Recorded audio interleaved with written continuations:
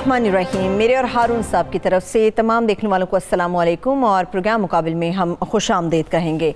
ये जो सोचा और समझा जा रहा था कि अफ़गानिस्तान के अमन के लिए पाकिस्तान जो कोशिशें कर रहा है उन्हें हर फॉरम पर, ख़ास तौर पर अफ़गानिस्तान उनकी गवर्नमेंट ना सिर्फ तस्लीम करेगी बल्कि सराहेगी भी, मगर ऐसा नहीं हो सका। पाकिस्तान की अमन की कोशिशों को अफ़गानिस्तान के सदर अशरफ गनी ने अपने इल्ज़ामात की जद में डाल दिया, इल्ज़ामात से भर दिया। पाकिस्तान पर अमन की बजाय ऐसे संगीन इल्ज़ामात आयद किए कि इसके ऊपर हम हारून साहब का तजिया लेंगे कि आइंदा आने वाले दिनों में अफगानिस्तान की गवर्नमेंट जब ऐसा मौक़िफ़ हर आलमी सतह पर अपनाती है तो क्या क्या मुश्किलात खड़ी हो सकती हैं और अमन की कोशिशों को कितना नुकसान पहुंच सकता है। इसके ऊपर तो बात करेंगे। चाइना के हवाले से इंडिया का क्या रोल है इस तमाम तर सूरत हाल में, इसके ऊपर बात होगी। मगर पाकिस्तान के अंदर जो बहुत बड़े बड़े मसाइल हैं, ख़ास तौर पर पंजाब को लेकर और सिंध को लेकर, उनके ऊपर तफसील से इसलिए भी बात करेंगे कि एक तो महंगाई जैसे ही बड़ी ईद करीब आई है, लोगों पर महंगाई की एक बड़ी लहर भी आन गिरी है। आटा, चीनी, घी की बात कर लेते हैं, ये बेइंतहा महंगी हो गई। यूटिलिटी स्टोर्स पर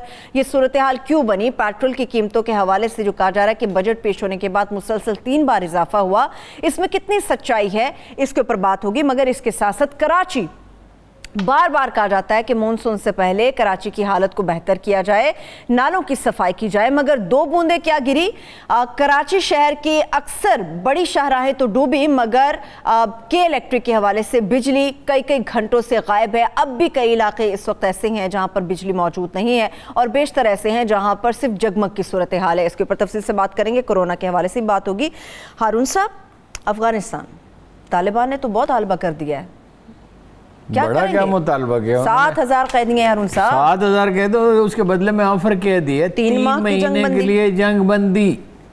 इसके साथ वो ये कह रहे हैं कि हमारी सरजमीन किसी के खिलाफ इस्तेमाल नहीं होगी। उनका दावा ये भी है कि दाइश को उन्होंने ख़त्म कर दिया है, यानी कम से कम कमज़ोर तो वो हो ही गई है।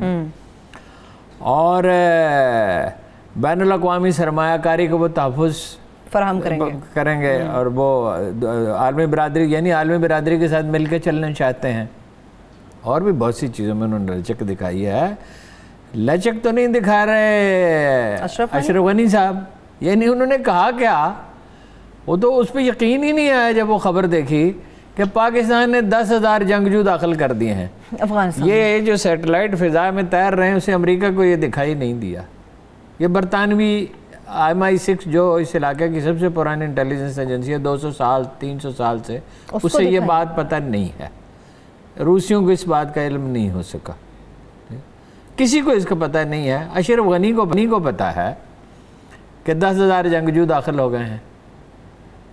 तो उसका ठीक जवाब दिया इमरान खान ने कि बहुत अफसोस हुआ, मतलब यही कहा जा सकता, बहुत रंज हुआ। सबसे ज़्यादा तकलीफ़ तो हमने सही। दुरुस्त बात, यानी उन्होंने कहा नहीं, लेकिन वाक़या तो ये है ना कि 70,000 शहरी किसके शहीद हुए और $120 बिलियन से लेकर $150 बिलियन का नुकसान किसका हुआ? पाकिस्तान को। मज़ारात, मंडियाँ और जनाब मीना बाज़ार और चर्च, कौन सी जगह है जो महफूज रही? GHQ पे हमला हुआ, ISA के दफातर पे हमले हुए, मसाजिद में हमले हुए, कौन सी जगह बच गई? और वो ये कह रहे हैं वजह पाकिस्तान की अमन की कोशिशों का, अमेरिका कह रहा है कि पाकिस्तान ने अमन की कोशिशों में बड़ा कंट्रीब्यूट किया है। दबाव भी हम पे डालते हैं कि और करें, लेकिन बहरहाल पाकिस्तान ने ठीक रवैया अख्तियार किया। और वो एक इंडियन जर्नलिस्ट ने पूछा इमरान खान से कि क्या बातचीत और दहशतगर्दी एक साथ चल सकती है? उनका नहीं चल सकती, मगर बीच में RSS आ जाती है। उनका एजेंडा दरमियान में आ जाता है। तो जो वाक़या है, और अभी देखिए ना ये चीन वाला जो वाक़या हुआ है उसमें साबित हो गया ना, तो वो तो अंदाज़ा ही नहीं लोग कर सकते कि नुकसान कितना ज़्यादा होता। यानी वो तो बारूद से भरी हुई गाड़ी थी, वो तो ठीक से वो उसको हैंडल नहीं कर सका और पीछे वाली बस रुक गई, वरना दोनों बसें तबाह हो जाती। वो तो उन्होंने तो पूरा इंतज़ाम किया था, एक कार आगे जा रही थी, यानी काफिला ठीक तरह से मुनज़्ज़म किया था। इसके बावजूद ये वाक़या पेश आया और जगह पे वाक़यात पेश आ रहे हैं। टेररिज्म, इंडिया जो है फंस वो मुश्किल में गया है, मगर अपने उससे बाज नहीं, हरकतों से बाज नहीं आ रहा और अपनी तबाही को दावत दे रहा है। इस तरह फंस गया है کہ جو دوشنبہ میں میٹنگ ہوئی اس میں چینی وزیر خارجہ سے جے شنکر کی جو ملاقات ہوئی، اس کے بعد ہندو یہ ان کو اپنا میڈیا یہ رپورٹ کرتا ہے، ان کا اہم اخبار ہے کہ کوئی پیش رفت نہیں ہو سکی. روسیوں نے کوئی مدد نہیں کی ان کے چین کے ساتھ تعلقات بہتر بنانے کے لیے. افغانستان میں جو رول چاہتے ہیں اس میں روسی ان کی کوئی گرم جوشی باقی نہیں رہی. چین کے ساتھ تو ظاہر ہے اختلافات ہیں ہی، اور اب پھر یہ خبریں آ رہی ہیں کہ کچھ مزید علاقے پہ انہوں نے قبضہ کر لیا چینیوں نے، مطلب اور یہاں وہ دہشت گردی پہ تلے، اور افغانستان کو اسلحہ دیا اشرف غنی حکومت، اور اس کو تسلیم نہیں کر رہے، اس کو تسلیم نہیں کر رہے. اچھا بھائی، اب ایک حکومت جا رہی ہے، اسے جانا ہے، بے شک اس کے پاس ہے. امریکیوں کے تو سارے انداز ہی غلط ہو گئے نا، کہ ان کا یہ خیال تھا کہ یہ 2,50,000 تو اسپیشل ٹرینڈ آرمی ہے، اور 2 لاکھ کی دوسری آرمی ہے، 160 جہاز ہیں، ہیلی کاپٹر ہیں. گمان تھا کہ کنٹرول کر لیں گے، کہ کوئی 339 وہ پائلٹ ہیں، لیکن کنٹریکٹرز تھے نا جو زیادہ تر، جو سٹاف تھا. یہ امریکی نظام بھی عجیب ہے، اور گھبراہٹ میں نکلے ہیں اور خطے کو ڈیسٹیبلائز کرنے کے لیے چھوڑ دیا. اب یہ انہیں اندازہ نہیں تھا کہ بھئی یہ تو ویسے اگر کوئی یعنی میں ہمیشہ کہتا ہوں کہ عقل کبھی تنہا نہیں ہوتی، کوئی نہ کوئی دوسرا جذبہ اس کے ساتھ جڑا ہوتا ہے. اگر ہوش مندی کے ساتھ تجزیہ کرتے تو یہاں ایک نگران حکومت بناتے. اب جو میں عرض کرتا ہوں آپ کو کہ وزیر خارجہ کا جو فارمولہ ہے، جے شنکر نے کہا نہیں، امریکہ کے وزیر خارجہ نے، اینتھنی بلنکن نے، تو اب انہیں اندازہ ہی نہیں تھا. کو تو 260 اضلاع پہ ان کا دعویٰ ہے قبضہ کر چکے ہیں، نہیں کر چکے تو کر لیں گے. بارڈرز کو انہوں نے کر لیا. یہ اچھا پھر یہ امراللہ صالح ایک عجیب و غریب شخصیت ہیں. یہ کیا باتیں کر رہے ہیں؟ اچھا پہلے گالیاں دیں. یہ این ڈی ایس کے سربراہ رہے ہیں نا، یہ عمران خان نے کہا نا این ڈی ایس ٹیررزم کرتی ہے، کانفرنس میں کہا اشرف غنی کی تقریر کے جواب میں. اور آر ایس ایس کا ایجنڈا. اچھا، اور یہ این ڈی ایس کے سربراہ رہے ہیں، پرو انڈیا ہیں، نائب صدر ہیں اس وقت امراللہ صالح. یہ ایک افغانوں میں گروپ ہے مرسنریز کا جو انڈیا کے ساتھ ہے ہمیشہ سے. ٹھیک ہے، ان کی کبھی کے جی بی سے کلیبریشن تھی، سی آئی اے سے تھی، اور ابھی را کے ساتھ ہے. ٹھیک ہے نا. ٹھیک. تو وہ دیکھیں کیا انہوں نے الزام لگایا ہے کہ جی پاکستانی فضائیہ مداخلت کر رہی ہے. پاکستانی فضائیہ کون سے مداخلت کر رہی ہے؟ پھر اگین میں کہتا ہوں کہ دنیا میں کسی کو پاکستانی فضائیہ مداخلت کرتی نظر نہیں آ رہی. بس یہ چند لوگوں کو نظر آ رہا ہے. اس کو امراللہ صالح کو بتایا ہے کہ پاکستانی فضائیہ نے. ہوا یہ ہے کہ انہوں نے پاکستانی بارڈر کے ساتھ کارروائی کی اجازت. سپن بلدک وہ علاقہ میں نے خوب گھوم پھر کے دیکھا ہے. کیا وہ علاقہ ارون صاحب؟ وہ گاڑیوں کی دور دور تک آپ کو قطاریں نظر آئیں گی جو سمگل کے پاکستان آتی ہیں. یا یہاں سے پرانی ٹوٹی ہوئی کو گاڑی لے جاتا ہے اور اس کا ڈھانچہ بدل لیتا ہے. ٹھیک. وہ تو بہت سے لوگوں کا کاروبار ہی وہاں سمگلنگ ہے نا. یہ تو باڑ تو اسی لیے لگائی جا رہی ہے نا. شیخ رشید صاحب نے مکمل ہی کر دی تھی، 30 جون کو مکمل ہو جائے گی. وہ 200-250 کلومیٹر باقی ہیں. وہ دشوار گزار علاقہ ہے. وہ باڑ کو سمپل یا خاردار تار تھوڑی ہے جیسی گھروں میں لگا دی جاتی ہے. وہ دوہری ہوتی ہے اور اس کے 2 حصے ہوتے ہیں. بیچ میں اس کے بندوبست کرنا پڑتا ہے. اس کے ساتھ ساتھ چوکیاں بنائی جاتی ہیں.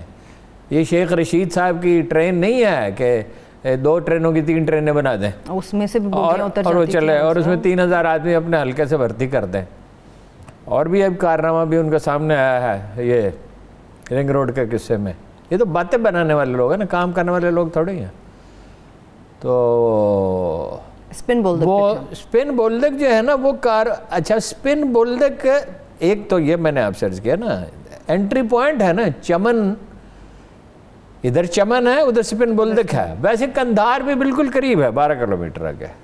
تو یہ اس کے درمیان میں ایک جگہ ہے، اس پہ قبضے کی جنگ ہو رہی ہے. کچھ علاقے پہ انہوں نے کر لیا ہے قبضہ. اب وہ اس میں فضائی کارروائی چاہتے ہیں. بین الاقوامی معاہدے کے تحت پاکستانی سرحد سے 10 کلومیٹر کے فاصلے تک وہ نہیں پاکستان بھی نہیں کر سکتا افغانستان کے اندر 10 کلومیٹر. یعنی ہم اپنی سرحد کے قریب کرنا چاہیں گے تو انہیں اطلاع دیں گے. ٹھیک ہے. فارن آفس نے ظاہر اس کی تردید ہی کر رہی تھی. مطلب کیا مکانہ بات ہے جو اشرف غنی نے کی ہے، جس کا دنیا میں کوئی ایک بھی تصدیق کرنے والا نہیں. اور کیا بات ہے جو امراللہ صالح نے کہی ہے.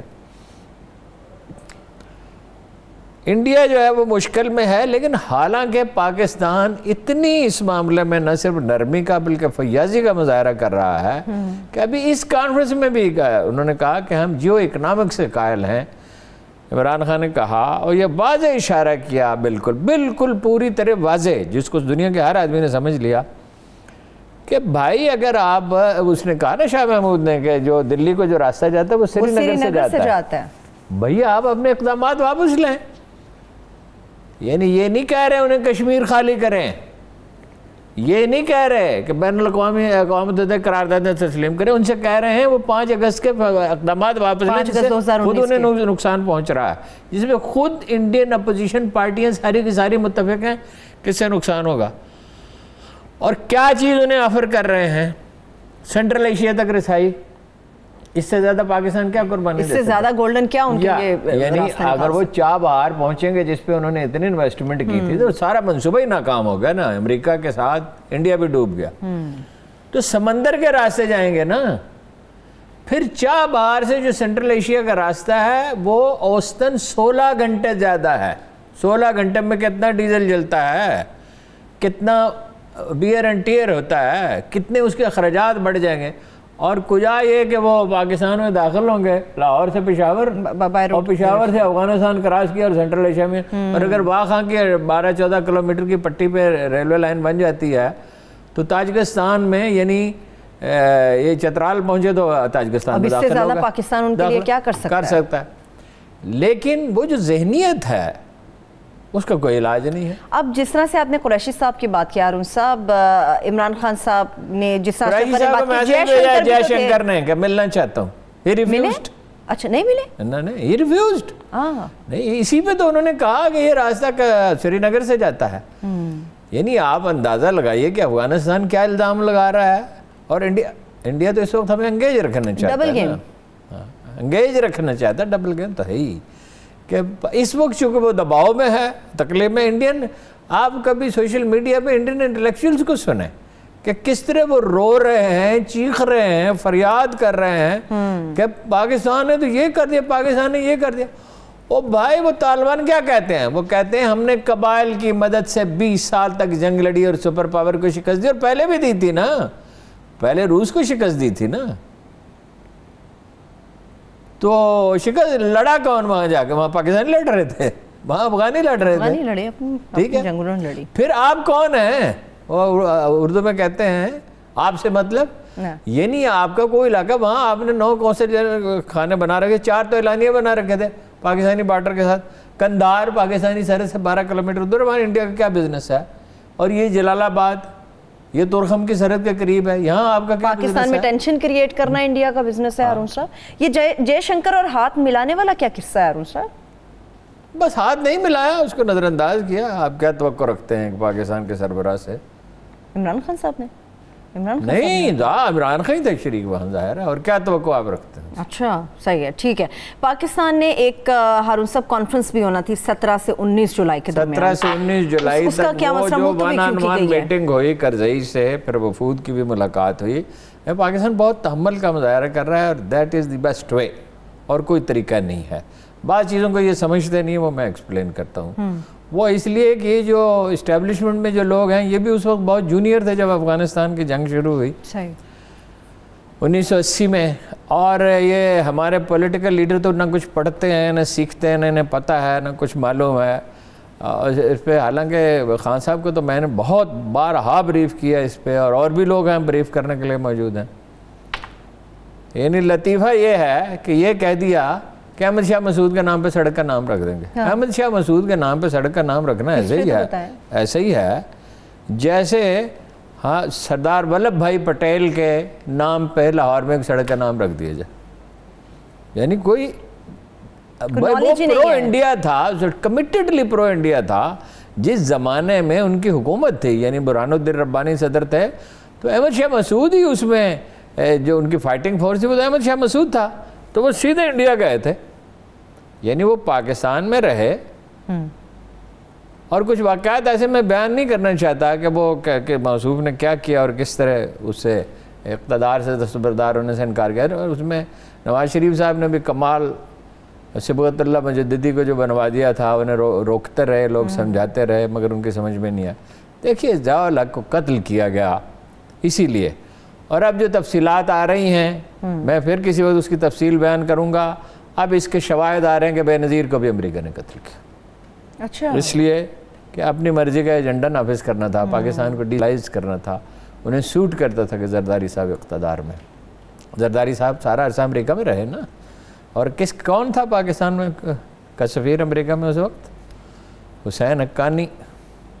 اور حسین حقانی کیا لکھ رہے ہیں 15-20 سال سے, اور کیا کر رہے ہیں, سب کو اور کن لوگوں کے ساتھ رابطے میں؟ حسین حقانی کے ذریعے ان کے امریکیوں سے روابط ہوئے. اس ملک کے سیاستدانوں نے کہتے ہیں جی جمہوریت ہونی چاہیے, تو ہونی تو جمہوریت ہی چاہیے, مگر کوئی ذمہ دارانہ رویہ بھی ہے. ابھی بلاول صاحب کمپین چھوڑ کے وہاں چلے گئے نا, امریکہ پہنچ رہے ہیں. ٹھیک ہے ہارون صاحب, دوحہ کے اندر تو افغان نگران حکومت قائم کرنی تھی, یہ امریکہ کی ذمہ داری تھی. اب وہ انتھنی جو ہے بلنکن کا فارمولہ میں آپ سرچ کرتا ہوں. حیرت انگیز طور پہ چین اور روس کی حمایت بھی اسے حاصل ہے, مگر امپلیمنٹ کرنا بڑا پرابلم ہے نا. وہ یہ ہے کہ 2-2.5 سال کے لیے ایک نگران حکومت قائم کر دی جائے. ٹھیک. اور بہت دلچسپ بات یہ ہے کہ یہی بات حکمت یار نے کہی تھی امریکیوں کے نکلنے سے پہلے. اشرف غنی سے بات کی, طالبان سے بات کی, اشرف غنی مان گئے مگر ان کے ساتھی نہیں مانے بعد میں, کہ بھائی کوئی سسٹم بنا رہے. طالبان کہہ رہے ہیں کہ ہم انکلوسیو حکومت قائم کریں گے, لوگوں کو شامل کریں گے, مگر اس وقت تو وہ نہیں کر سکتے نا. اس وقت جب جنگ ہو رہی ہو تو اس وقت وہ کیسے آفر کریں, کمزوری کا مظاہرہ کیسے کریں. ٹھیک, اس پہ بریک سے واپس آ کے ہم سے بات کر لیتے ہیں. ایک بریک لیتے ہیں, بریک سے واپس آ کے یہیں سے گفتگو کو آگے لے کر چلیں گے, مگر ملک کا ایک اور بڑا مسئلہ مہنگائی, اس کے اوپر بھی تفصیل سے بات کریں گے. ہمارے ساتھ رہیے.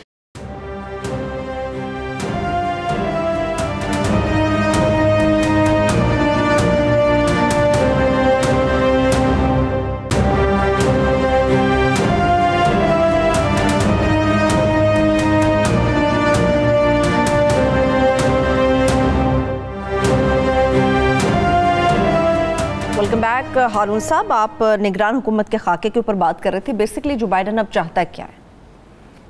نہیں, جو بائیڈن تو نگران حکومت الگ مسئلہ ہے نا. وہ تو انہوں نے خاکہ بنایا ہے کہ بھائی نگران حکومت بنائی جائے. تو بھائی پہلے کیوں نہیں بنائی؟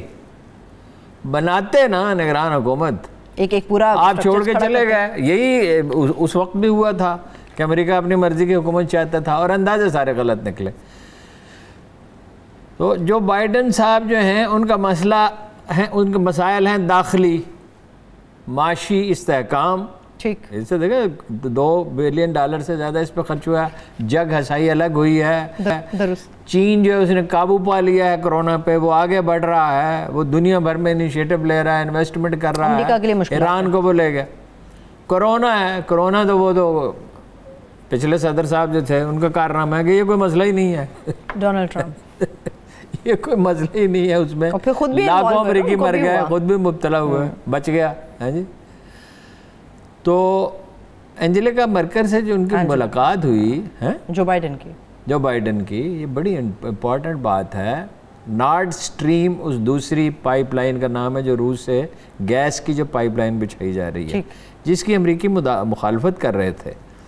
لیکن اپنی انرجی کی کسی ملک کی ضرورت ہے, اور وہ جرمنی جیسا ملک جہاں یعنی بہت تیزی کے ساتھ ترقی ہو رہی ہے اور بڑی مستحکم معیشت ہے. جرمنی ایک زمانے میں دنیا کا سب سے بڑا ایکسپورٹر رہا ہے. چین تو بعد میں بڑا ایکسپورٹر بنا ہے. تو وہ اس کا ذکر تک نہیں کیا اس نے جس کی وہ مخالفت کر رہے تھے. افغانستان پہ البتہ یہ کہا جاتا ہے کہ بات کی, اور وہ کیوں بات کی؟ دیکھیے, افغانستان میں عدم استحکام سے خوف کے سائے ہیں ساری دنیا میں, صرف اس علاقے میں نہیں. کہ اگر یہ انتہا پسندی بڑھتی ہے, اگر یہ معاشی استحکام نہیں ہوتا, ان کے تو پاس وسائل نہیں ہیں. جو تھے, کبھی وہاں بڑی صنعت نہیں تھی اور کبھی وہاں بڑی زراعت نہیں تھی. آبادی اس 40 برسوں میں کتنے بڑھ گئی ہے. جو کچھ تھا وہ تباہ ہو گیا. اب پیسے کس کے پاس ہیں؟ یا چین دے سکتا ہے یا امریکہ. کچھ امریکہ بھی بڑی معیشت ہے, یہ جرمنی دے سکتا ہے, وہ مستحکم ہے. یورپ کی حالت تو یہ ہے نا, برطانیہ کی تو معیشت خراب ہوئی ہے. یورپ کی حالت یہ ہے کہ وہ امریکہ چین سے انویسٹمنٹ کے معاہدے کر رہا ہے کہ چین وہاں انویسٹمنٹ کرے. تو اس پہ ان کی بات ہوئی ہے اینجلیکا مرکل کے ساتھ. وہ مقامی وہاں پہ چاہتے ہیں, یعنی استحکام چاہتے ہیں معاشی, اور کرونا سے نمٹنا چاہتے ہیں. امریکہ کے اپنے مسائل ہیں. اور پاکستان پہ دباؤ بھی رکھتے ہیں. طالبان پہ بھی کہ انہوں نے کہہ دیا کہ یہ طاقت سے قائم ہونے والی حکومت کی کوئی اہمیت نہیں ہوگی, مگر اگر طاقت سے ہی قائم ہوتی ہے حکومت, اور ان حالات میں کس طرح قائم ہوگا, ان حالات میں کوئی الیکشن ہوگا. وہ کہہ رہے ہیں کہ ہم بعد میں, دیکھیں حکمت یار کا موقف یہی ہے. کانفرنس جو یہاں ہونے والی تھی جو کرزئی اس کی ریکویسٹ اب ہوگی, کہا نہیں جا سکتا. دیکھیں افغان حکومت نے نہ تو یہ کہا کہ ہم شامل ہوں گے, نہ یہ کہا کہ نہیں شامل ہوں گے. دوحہ میں بات چیت ہو رہی ہے افغان حکومت کی اور طالبان کی. کہیں کہیں کبھی کوئی کرن تو نظر آتی ہے, لیکن اشرف غنی صاحب حکومت سے چمٹے رہنا چاہتے ہیں. فوج ان کی لڑنے کے لیے تیار نہیں ہے. ہتھیار ڈال رہے ہیں, پکتیکا میں ہتھیار ڈال دیے. 4 آدمی گئے واہ خان میں, 4 کتنے 4, اور انہوں نے کہا ہم آپ کے ساتھ ہیں پوری واہ خان کی پٹی میں. دیکھیے مغلوں کے زمانے میں جب مغلوں کی حکومت تھی تو شیر شاہ سوری کی حکومت تھی, وہ پشتون تھا نا وہ, تو کہتے ہیں کہ ایک پشتون 10 ترکوں کو ہکا لے جاتا تھا یا مغل فوجیوں کو. اور جب شیر شاہ سوری چلا گیا اس دنیا سے تو فطری موت مرا. تو دوبارہ ہمایوں آ گیا تو 10 پشتونوں, جو اس کی فوج میں زیادہ تر پشتون ہی تھے, مقامی بھی تھے شیر شاہ سوری کے, تو 10 اس کے شیر شاہ سوری کے حامیوں کو ایک مغل ہنکا لے جاتا تھا. یہ ایک نفسیاتی صورتحال ہوتی ہے جو میں بار بار کہتا ہوں, اللہ کے لشکروں کو اس کے سوا کوئی نہیں چاہتا. جو غالب آنے والی طاقت ہے اس کی بڑی دہشت ہوتی ہے, تو وہ سرنڈر کرتے جا رہے ہیں. ان حالات میں وہ اس آدمی کے ساتھ کیا مذاکرات کریں جو میجر شہزادہ بلنکن کے ویسے جو خاکہ ہے اس کے بارے میں جو معلومات ہیں وہ یہی ہیں کہ اس میں ڈومینیٹنگ حصہ جو طالبان کا ہی ہوگا. لیکن وہ فارمولہ سامنے آیا نا, ان سے پہلے بات کرتے, جو وقت تھا وہ گزر گیا. عمران خان صاحب نے یہ بات کی, جب بات چیت کا وقت تھا آپ نے وہ گزار دیا. اب جب وہ فتح کے قریب ہیں تو پھر ممکنات میں یہ چیز شامل ہیں. ٹھیک ہے, چلیے ہارون صاحب, افغانستان کے اوپر تو ہم بات کرتے رہیں گے.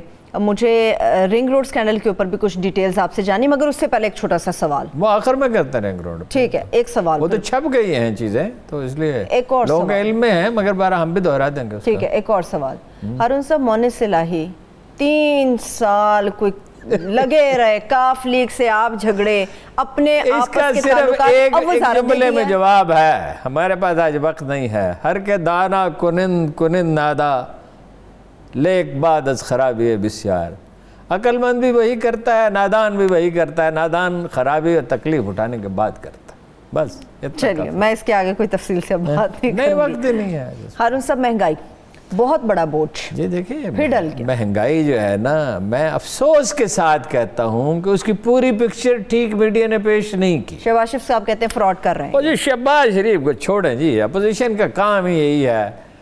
بات یہ ہے کہ مہنگائی تو لوگوں کو تکلیف ہوتی ہے اور اس پہ ادارہ احتجاج بھی کرنا چاہیے. مہنگائی کی وجہ کیا ہے؟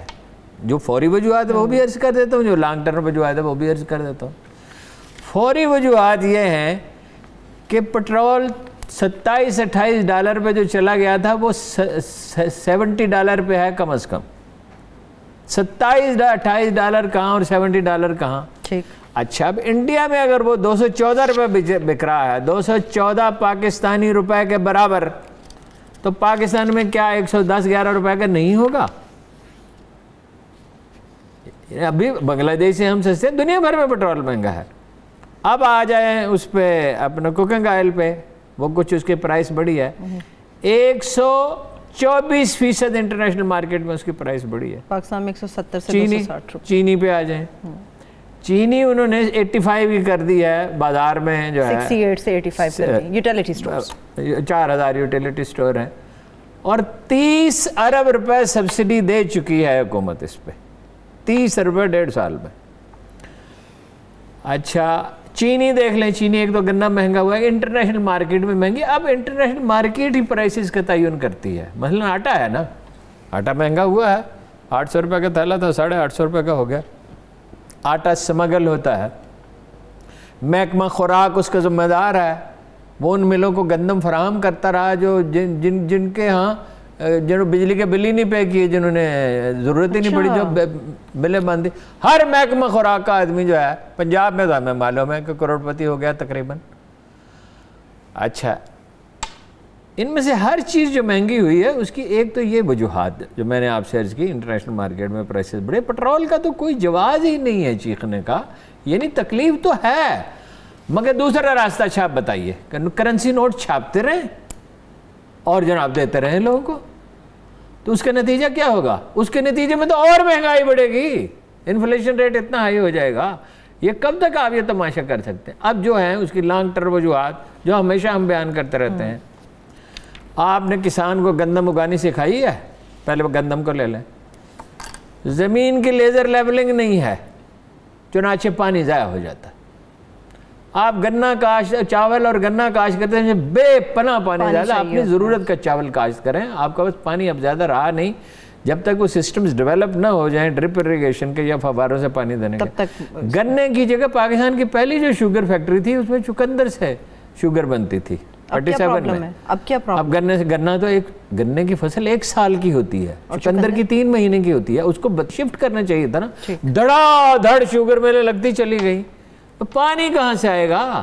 پانی کی حالت تو یہ ہے کہ مکئی اگانا مشکل ہو رہا ہے، مکئی کو بھی زیادہ پانی چاہیے ہوتا ہے، اس کی بجائے کپاس ہوگا اپنا اگا رہے ہیں لوگ، ٹھیک ہے، اور وہاں بھی پانی کا مسئلہ ہو رہا ہے کہ اس کے لیے جو منیمم پانی چاہیے وہ نہیں، آبادی کتنی بڑھ گئی، اچھا کپاس کی پیداوار بھی گری ہے۔ دوسرا مسئلہ یہ ہے ٹیکس نہ انڈسٹریز نے دینا ہے، نہ ڈاکٹر نے دینا ہے، نہ وکیل نے دینا ہے، نہ جاگیردار نے دینا ہے، ٹیکس ہم نے دینا نہیں ہے۔ جو لوگ 8 کنال کے مکانوں میں رہ رہے ہیں، فارم ہاؤس، دیکھیں اسلام آباد کی ہاؤسنگ سوسائٹی میں کس فراوانی سے پلاٹ بکے ہیں، کھربوں روپے کے، پیسہ ہمارے پاس ہے، ٹیکس ہم نے دینا نہیں ہے۔ جاگیردار جو ایک ایسے باغات بھی ہیں اس کے آم کے جو 20 کروڑ میں بکتے ہیں، 1 روپیہ بھی ٹیکس نہیں، آبیانہ بھی نہیں، برائے نام اتنا آبیانہ بھی نہیں کہ نہروں کی مینٹیننس ہو سکے، ان کی صفائی ہو سکے، مفت کا پانی مطلب ہے۔ $400 بلین کا یہ نہری نظام ہے، یہ دنیا کا سب سے بڑا نہری نظام ہے، ٹیکس آپ نے دینا نہیں ہے۔ FBR کی تشکیل ہے نا حکومت نے کرنی ہی نہیں، تو گڑبڑ تو وہیں سے ہو رہی ہے نا، FBR تو پوری طرح ذمہ دار ہے نا، اس پہ ہاتھ ہی نہیں لگایا۔ اب آ جائیں آپ، یہ کراچی کا مسئلے کا آپ نے ذکر کیا تھا، اس کو اس کے ساتھ ہی دیکھ لیں۔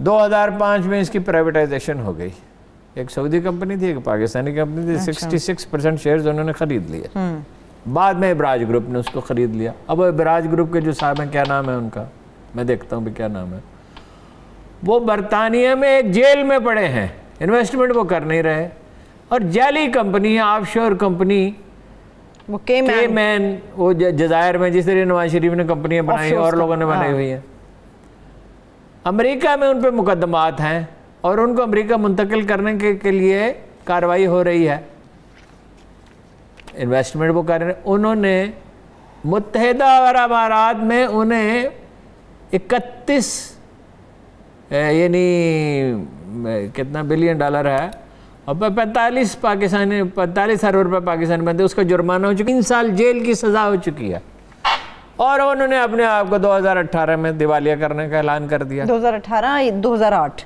2018 عارف نقوی صاحب، اب وہ خود جیل میں پڑے ہوئے ہیں۔ اب جب دیوالیہ ہونے کا اعلان کر دیا تو وہ کمپنی کیا کرے گی؟ اچھا وہ لسٹڈ ہے سیکورٹی ایکسچینج آف پاکستان میں، اور قانون یہ ہے کہ وہ جن کمپنیوں نے خریدا ہے اس کا سارا حساب کتاب پبلک کیا جائے گا، ٹھیک ہے نا؟ ٹھیک، کسی کو پتہ نہیں ہے کہ اس کمپنی کے کتنے شیئر ہیں، کتنی آمدن ہے، کتنا نقصان ہے۔ دوسری بات یہ ہے کہ جب وہ دیوالیہ ہونے کا انہوں نے اعلان کر دیا، کوشش کی انہوں نے، تو جب قانون یہ ہے کہ اگر کسی کمپنی کا ڈھانچہ برقرار نہ رہے یا وہ دیوالیہ ہو جائے تو حکومت پاکستان اسے ٹیک اوور کرے گی، اس کا نظم و نسق ٹھیک کرے گی۔ حکومت پاکستان لمبی تان کے سوئی ہوئی، چنانچہ اب بارش ہوتی ہے جہاں کہیں، وہ تانبے کی تاریں تو انہوں نے بیچ دیں، سستی تاریں لگا دی، سستی تاریں لگائی، تانبا اتنا مہنگا ہو بیچا گیا۔ اب وہ جہاں بارش ہوئی تو مصطفیٰ کمال صاحب کو ان سے کہا تھا بریک سے واپس آ کے لے لیں، اچھا چلے بریک سے واپس آ کے بات کریں۔ اب صورتحال یہ ہے کہ اب آپ جاگتے ہیں اس وقت، آپ کو پتہ اس وقت چلتے جب تباہی ہوتی ہے، ہر سال برسات کا موسم آتا ہے، 3 आदमी मरे हैं, 3। ब्रेक से वापस आके हारून साहब इसकी मैं डिटेल्स शेयर कर लेती हूँ। एक ब्रेक ले लेते हैं, ब्रेक से वापस आएंगे तो कराची के मसाइल और कोरोना की सूरत हाल के ऊपर बात करेंगे। हमारे साथ रहिए।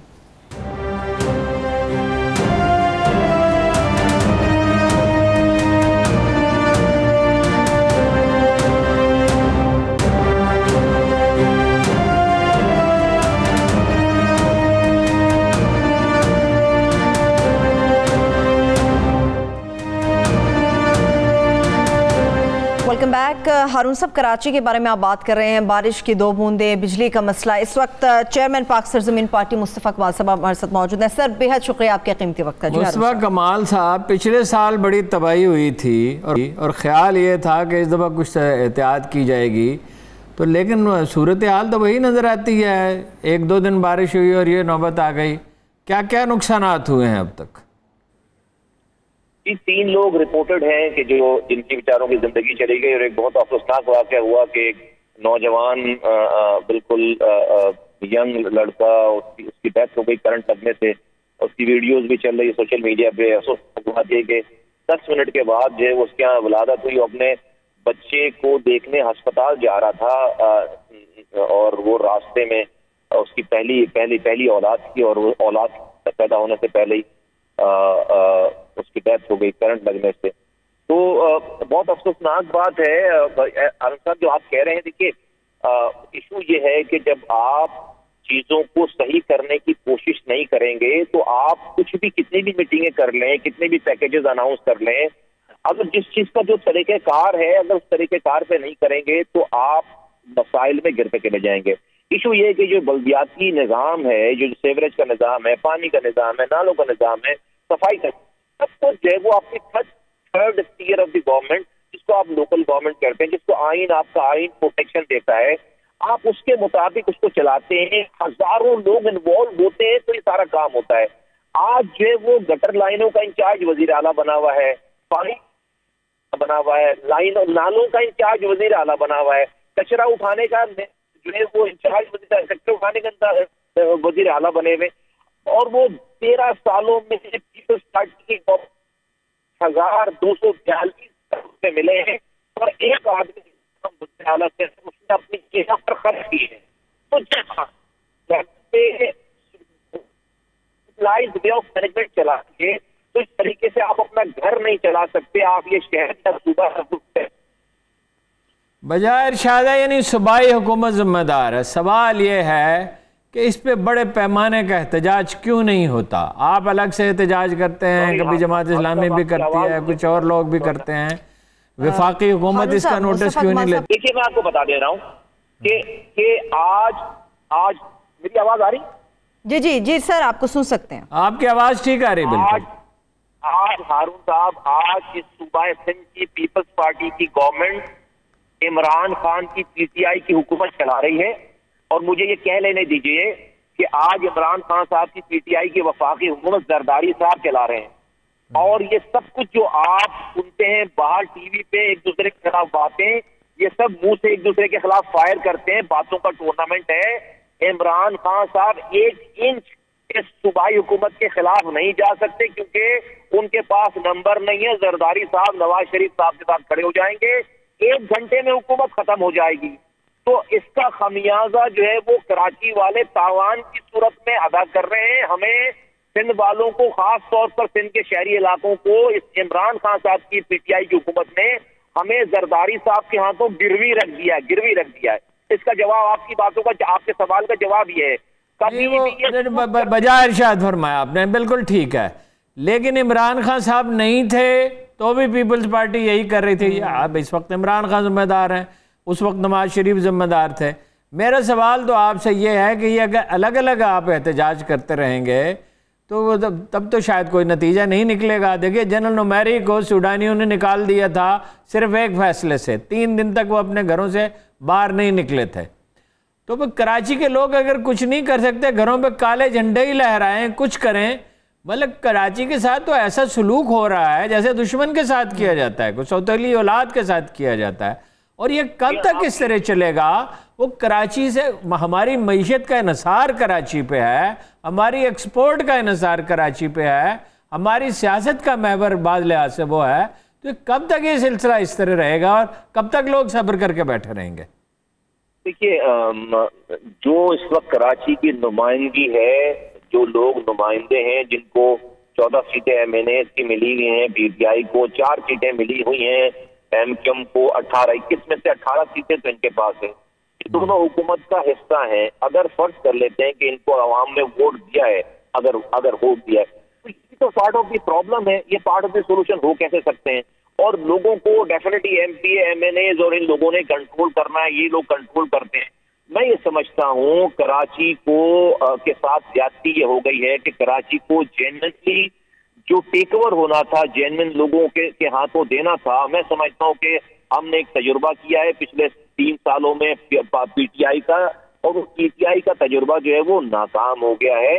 میں سمجھتا ہوں کہ یہ جو لاوا پکڑا ہے، یقیناً ہم ایک پولیٹیکل اسٹرگل کر رہے ہیں، ہر جگہ جا رہے ہیں، ہم لوگوں کو جو ہے وہ اپنی بات بتا رہے ہیں، لوگوں کو اپنے ڈنڈے کے نیچے آ رہے ہیں۔ آپ جس احتجاج کی بات کر رہے ہیں آ جائے گا وہ ٹائم بہت جلدی۔ بہت شکریہ آپ کا نوازش، بات تو اس پہ بہت لمبی ہونی چاہیے، پھر انشاءاللہ کریں گے اس پہ بات اور جاری رکھیں گے، اس لیے کہ کراچی اگر مستحکم نہیں ہوتا تو ملک کی معیشت کبھی مستحکم نہیں ہو سکتی۔ بہت شکریہ آپ کا بہت شکریہ، thank you so much, thank you so much.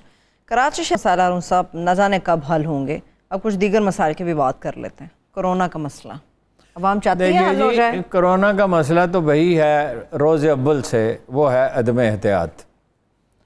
Karachi میں ابھی ہمارے کوئی دوست گئے، وہ بتاتے ہیں کہ شادیوں میں لوگ 20% شرح ہو گئی، 20%، اوور آل ملک میں 6% ہو گئی، 1.5% تک گر گئی تھی۔ جی جی، اب یہ عید الاضحیٰ آ رہی ہے، اس پہ خدا جانے کیا ہوگا اور کتنے بڑے ملن بھی ہوں گے ہارون صاحب۔ اچھا، اب یہ وہ کرونا نہیں ہے جو کبھی تھا، یعنی آدھے کیسز جو ہیں وہ ڈیلٹا ویریئنٹ ہیں جو انڈیا سے آیا ہے۔ انڈیا میں کیا ہوا کہ انہوں نے اس بے دردی کے ساتھ اینٹی بایوٹکس استعمال کی کہ اس کی شکل ہی بدل گئی۔ کچھ ساؤتھ افریقہ کا بھی ہے، اس میں نصرت سحر عباسی ہیں، بہت ووکل رکن ہیں، جی فنکشن لیگ سے بلانگ کرتے جی، ان سے سندھ اسمبلی کی، انہوں نے کہا میرے عزیز رشتہ دار ہیں ایک نہیں کئی جنہوں نے ویکسین بھی لگوائی مگر ڈیلٹا کا شکار ہو گئے، اور اس کے باوجود اس نے کہا، اسد عمر صاحب نے کہا ہے کہ بھئی اس کے باوجود یہ پہنے، یعنی وہ ڈیلٹا تو اس قدر خطرناک ہے